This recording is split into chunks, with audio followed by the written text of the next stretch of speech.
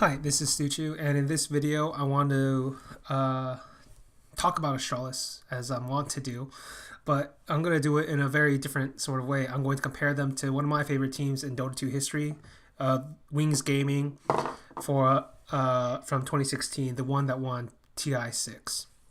So first, I will have to describe.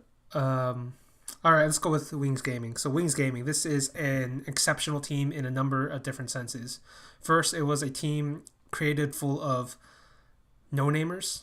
Is would be the way I'd say it. Basically, like mostly like bottom dregs of like tier 3, tier 2 Chinese players that generally weren't picked up or considered very good within their region. Like the only one that was known was Ice Ice. The only one that was known internationally was Ice Ice, and that was because he played on Big God, and he was like one of the play, and that was a pickup group with like a bunch of legendary Chinese Dota 2 players led by Xiao 8 and Ice Ice, who was like a very hyped up pub player at the time. But beyond that, nobody else was really known on this team, and nobody really expected anything from this team. And the only picture I know of that exists of them before they joined Wings was when like the core three of this lineup, I think it was Faith, Beyond Y, and Shadow, but it might have been Shadow, Blink, and Y. I'm not exactly certain. But basically, you see them play. You see them behind the legendary DK lineup of 2014, that Super All Star team lineup. That's basically like almost everybody's favorite like Chinese Dota 2 team of all time, at least for the West, because they had all the hype players and they played such a loose and fun sort of style that it really just grabbed your attention. And the picture I'm talking about is like the three of them looking behind the legendary Dota 2, those legendary DK guys, because they were like they were like stand-ins, or they were like understudies or something. It was just only for one event though. I forget what event it was. But basically, that's all that's really known about these guys. And these five stuck together for a long period of time. They basically formed at latter half of 2015 in August, and they don't really do well for a majority of the year. In fact, as far as I know, they only had like two notable results within the 2015 to 2016 circuit before they get close to the international. They had a WCA 2015 where they got top four. It was like all right. And then ESL1 Manila, that was pretty good. They got first. They beat Liquid 3-0. Of course, this was like a fairly different sort of event, because when we're talking about that particular event, it was in the midst of the old major styles. And so what I mean by that is, like, when you think of when you think of it in CS:GO terms, like this would probably be like a tier 1.5, tier 2 sort of tournament. Like some good teams, one or two like really good teams, a few okay teams, and then like the rest are meh, kind of. So that's kind of how I defined it. And this was also a team that basically like bombed out of the Manila Major soon after, even though they were super hyped up. So this team, Wings, they go towards the end of 26, the end of that particular circuit, where they go to the summit, and then they go to TI, and they win both back to back. And what made this team so exceptional, so weird, is they could do everything. They could pick anything, and each individual player on that team could play every hero in the pool, or it felt like they could play literally every hero in the pool in every position they wanted. And because they could do that, and because their team play was on point at that moment, at that time, they had the entire history of Dota at their fingertips. What I mean by that is, like, I did an interview once with fucking Mad, and he described it like, if you had this team time travel back to the TI3 finals, where Alliance was fucking destroying everybody, and nobody at the time had a fucking answer for how to beat them until Puppy met them in the grand finals of that tournament. He said basically, if Wings, without any prior knowledge, had played them at that moment, they could have recreated that draft, the exact same draft that Puppy made, and given Alliance a run for their money, basically. And that's kind of what this Wings team was they had all of the knowledge of Dota 2 history in their minds. They had all of the picks, and they had the perfect synergy, and they all had like the perfect peaks. Like I think Faith Beyond, Shadow, and Ice were the three main stars at this moment overall. But going to that, like those few months where they were basically the best in the world, this was a team that could literally do everything. I remember there was like a famous sort of PPD image meme in China where he has to face off against Wings at the TI6, and he's like he takes out a piece of paper, and on a piece of paper it's like photoshops like all of Wings' previous drafts, and you look at it, it's like there's like 6 different drafts, 30 different heroes, and then like a billion different like bands, and PP's like, how the fuck am I supposed to ban this? I'll ban your mother or something. It's basically like the Chinese joke, right? So basically that was kind of the frustrating part about playing against Wings for any team was they were they had such a style that couldn't necessarily be understood or calculated or predicted because they could do everything. And I remember like Kuroki at the summit was like, man, this is such a trash draft. I think it was like Faith Beyond was put on like a Spirit Breaker, but then when he saw Planet, I was like, oh shit, this is some real shit, right? Because it was just the way they thought about the game was on a completely different level than the rest of the world. And after they won the Summit 5, after they won TI6, it kind of opened everybody's eyes into this, what you would call open Dota. This idea that you don't have to play necessarily on strict player lines, as in like these are the heroes that the player's best at. You don't have to play strictly on archetypal kinds of styles, which is like famously what Chinese Dota 2 was about before Wings came on, which is like the most famous one is probably like 4 Protect 1. You sacrifice all the lanes, but in return you create a shit ton of space for your carry player to farm up and win the game. That's kind of how the Dota 2 Chinese Dota 2, like they always followed like these archetypes. Like that's one of them. The other one's like scaling into mid game, winning those big team fights, and then like running down the objectives or like defending the high ground until your like specific items and timings are up, and then you take the map. Or how like you might want to like learn how to snowball and dominate the early game, which lets you control the map vision, which lets you like create a domino-like effect across the map where you take everything out. That's kind of how LGD plays right now, right? So, like in general, like Chinese Dota was always about these archetypes, and Wings was the complete opposite. It was complete and utter freedom, the likes of which nobody had ever seen, and I don't even think anybody's actually ever matched to this day, even though a lot of teams have taken an influence from this Wings roster. And the strange thing about this Wings roster is like, even though they won this TI6, I don't think they had any player in that roster that I'd consider a top 5, top 10 player of the year. And actually, maybe Faith Beyond. Maybe I'd put Faith Beyond in there because he was such a weird sort of exceptionalism in terms of what he did for the offlane compared to every other player. But outside of Faith Beyond, I have a hard time like necessarily thinking of any single player on that team as being like the best at their role. But what they were the best at was when they were combined together, they were the best in those specific months. And so this was a team that could literally do everything, literally did everything, and had this kind of crazy style where they'd be willing to pull out anything, and that's what made them so dangerous, both to themselves and to the enemy. Like, this is a team that would literally pull out Pudge techies in the most important match of their lives because they believed it could work.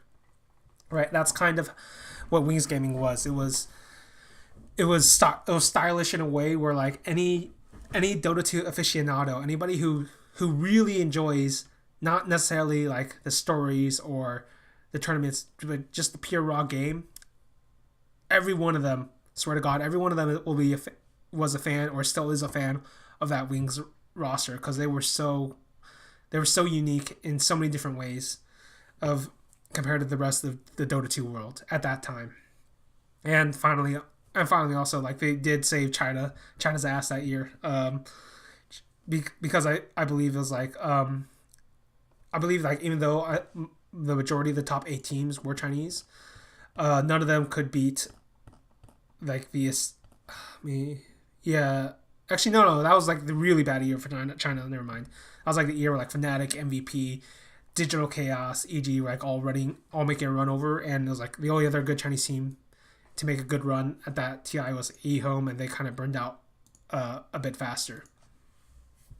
So what does all this have to do with Astralis? In terms of playstyle, I think Wings is actually the most similar analogy you can bring up to Astralis in any game from history outside of, I guess, CS 1.6 history. And that's something that's like out of my purview. So I'll explain it this way. The current Astralis, which has dominated the world since DreamHack Marseille in April of this year to now, they've won the major, they've won multiple titles. Even in like their few losses, it took miracle runs. Like North had to have MSL play at MVP levels and watch 150 demos. Navi had to have Simple Electronic go fucking ham. FaZe basically pulled out a miracle victory at IEM Sydney, but outside of those, Astralis has won everything. Astralis continues to win everything. And Astralis is very similar to Wings and very different in some respects, but I'll bring up the similarities. First, they can play every fucking style in the game. And what I mean by that is, like, if you think of the way rounds are split up, and you can categorize it like this. There are 7 maps in CS:GO, and in each of the maps, you can divide it into 2 sides. CT side and T side. And then each round can be divided into a rough category of these types of rounds: pistol, force buy, anti-force buy, rifle rounds. Astralis is probably the best at all 4 of them. They're probably the best pistol team. They're probably the best anti-force buy team. They are arguably one of the 2 best force buy teams. It's either them or Navi, as to which we think is better. And they are definitely the best rifle team. And that's just like categorizing it by economy. Now you categorize it by play style. They can play fast. They can play default. I've seen them play 4-1. I've seen them play like a wishbone style, which is like 3 here, 2 there, and then like they both go at the same time. I've seen them run chain strategies, and basically chain strategies are like you basically throw out a hand. So it would be like you throw out the smokes on overpass, for instance, at toilets and at short, and that cuts off a bunch of information from the CT side as to what you're trying to do. And then from there they can run like a multitude of different strategies, whether that's crack open water and then like do their B execute, fake B execute, run towards B, or fake that and then run along like alongside and like do kind of like a surprise like pinch from with 4 going long and 1 from toilets or something like that. They have a bunch of different like variations, right? And not only that, they also play like the punish style, which they basically invented in like not with this lineup, but with like the previous lineup, where basically you kind of do this like very slow walk in execute, but because you're doing it slow, it allows you to like create like perfect timings to trade, and you can also like call it off mid round and go somewhere else if you have enough time. And they also play like the Navi style of like mass control default, and then once you take all of the map control, the CT side have to take a risk in order to get the information to figure out how to stack correctly. And when they take that risk, they're picking into you, and then you can get a free pick, and then you can run the game from there. They're also great at playing pick style, which is like what like Fallen did in the original LG lineup. It's what like Kenny S did back during the Titan days, or what Navi did when they ran Guardian. It's like you set up the entire map to allow this one guy to get a pick, and then after that you kind of run the attack. You kind of play the power play situation. They're also great at that. They play the rotations perfectly. They've also innovated like the nade usage. They are like the best I've ever seen at one-way damage, whether that's actually getting picks, small chip damage, creating unfavorable rotations or creating unfavorable situations for the other team or time or whatever you want to talk about. They're the best at it, and they play all 7 maps basically. And so when I look at this team, I think they're very similar to Wings in that they have the entire playbook. They have everything you could possibly want. And so they can recreate or emulate all of the best tactics or styles or strategies of any of the old past lineups to a very high level of execution in the modern era. But they're also innovating their own tactics, and they're also like stealing other things from other people to make themselves even stronger. So this team in terms of strategy is very similar to Wings. And then also when you look at the way the lineup has been built, it's similar to Wings except probably better. Because like when I mentioned Wings, I specifically said I only considered like Faith Beyond to be like the best player at his role in the 5. Whereas when you look at Astralis, at least relative to the scene, right? But when you look at Astralis, I consider Device to be the best opper, and I'd consider Zipnix to be the best support player, and Dupree to be the best entry fragger by role. But that's not to say even though a lot of people think this, I don't actually agree. I don't think Astralis have like 5 of the top 20 players in the world. I actually only think they have like 1 in the top 5, and then one more, which is Dupree. Right? Every other player is like they're all very good, and they're all very good, and they're all very good within their specific roles. Like the role balance is actually perfect. In that way, it's very similar to Wings for that. It's very similar to Wings in those few months where like they played everything perfectly to their particular style, and in Astralis' case, they have a perfect balance. But I kind of disagree with the sentiment that they necessarily have all the best players. I don't think they do. I just think they have the perfect balance of all 5 players, and they have the perfect tactics and strategy, and they have like the perfect sort of the perfect combination of all that combined has made them the best team in this era.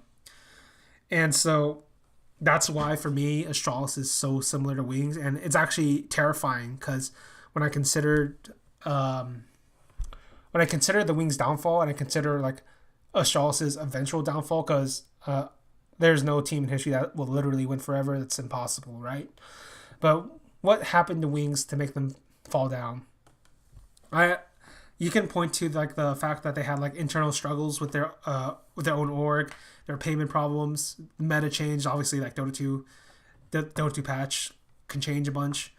But if I had to say reason why the Wings gaming team fell down, it's because their own style was not well formulated. What I mean by that is I don't even believe they knew what they were doing when they created their like ultimate style of Dota that won that TI6. I don't believe that. I think it was purely instinctive, and it all came together at the right moment at the right time, and it showed the world this like perfect vision of how Dota could be played at the highest level. But they couldn't recreate it. Like they themselves couldn't recreate it. I've seen other teams like take ideas from that in a sense like recreate it a little bit. Like Liquid is probably the closest to that. But basically my intuition is basically telling me that they were an instinctive team where like everything came together at the right moment for Wings, and that's how they won their TI. But they couldn't do it again.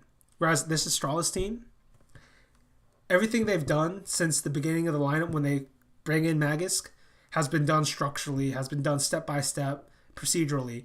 They bring in Magisk, and they didn't tell Magisk, okay, you fill in the roles that Dupree doesn't want to play anymore, and the roles that Glaive doesn't want to play anymore. No. What they did was they're like, okay, we'll just start from scratch. All 5 of us are going to rebuild this entire system, and we will find, and by doing this, we will find not only the best roles for all 5 players, but we will teach Magisk how the interdependencies work within all 5, between him and all 4 players, and the tactics on both the CT side and the T side.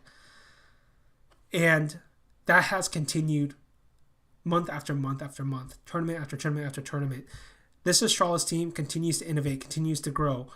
Like every time I think there might be a flaw in the team, they solve it.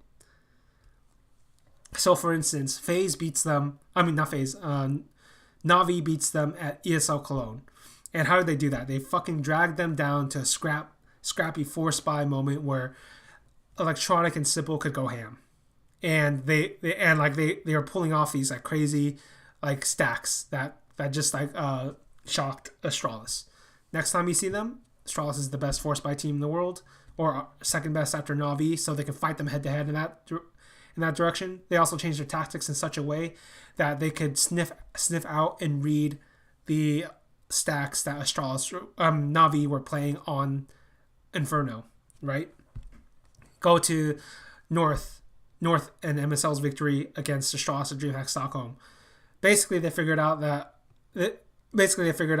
oh, okay, so basically what you guys are doing, you're playing like the split style, and on Dust2, you're taking control of long, because if you take control of long, either two situations happen. Either we all trade, and you're stuck in this weird 3v3 situation, but that's favorable for the T's, or you take it, and then you're allowed to take control of the rotations.